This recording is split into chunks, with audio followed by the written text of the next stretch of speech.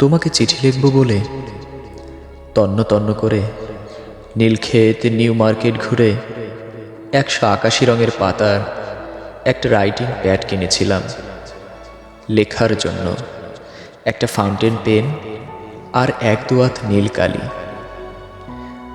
অনেকদিন তোমাকে চিঠি লেখা হয় না, এবার প্রতিদিন একটা করে চিঠি লিখব।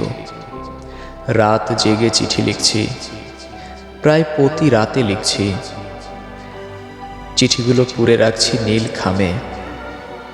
আজ চিঠি লিখতে গিয়ে দেখি রাইটিং প্যাড ফুরিয়ে গেছে।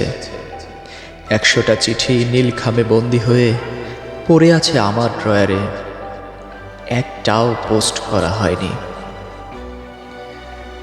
কোথায় চিঠি পোস্ট করব বলো তো? হলুদ আর নীল ডাক বাক্সগুলো আর নেই।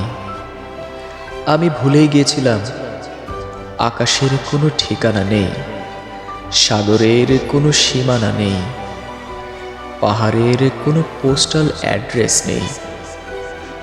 আমি ভুলে গিয়েছিলাম চিঠি লেখার জামানা সেই কবেই গ্রাস করেছে ইমেইল, মেসেঞ্জার, হোয়াটসঅ্যাপ। আর ভুলে গিয়েছিলাম যাকে চিঠি লিখব সেই তুমি আর আমার নেই।